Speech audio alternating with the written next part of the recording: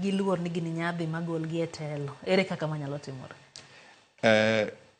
Leader kiwacho adier to jo Kenya hinyre gi oshuru ma sani nitie gi Finance Bill Act ma 2023.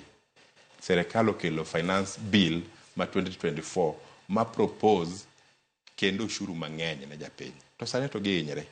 Nyithindo mowuok oko gi kineno gi jogi notieko skul, gin gipok giyudo tich, gin gionge gi hope moro amora.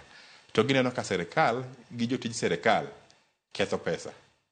Manyiso ni kaka giwuok oko to pingo finance bill ni. To same giwinjo ni reject finance bill to giwacho ni who must go? Giwacho ni Ruto must go. Koro be giluoro ni ka giwacho ni Ruto must go, onyalo escalate ma koro gigol Ruto no. Nikech kochopo ni koro giwacho ni gi occupy state house. In kumi bete odino kiwinjo ka ji ntiere oko, ji da biro goli ot. Do nyaka bet ng'ama luor. Nyaka iti gimoro amora ma igeng' jogo kik chop kanyo. Mane mamiyo aneno ka sirkal tiyo gi excessive force mar goyo nyithindo ma okutingo kata kite. An aneno ng'anyo for the first time ma iwe mtoki town tibiro yude kaka intiere no. Be onge ng'ama oketho. Onge ng'ama oketho. Onge kata ng'ama bagi kidi. Mane gima koro is worrying the government ni to jogi wakure. Tang'o matimbre nikech jogi ng'anyo to gi keth gimoro amora. Gibiro wuok ma gichop state house. Nyora gisel yiene mago nyithindgi.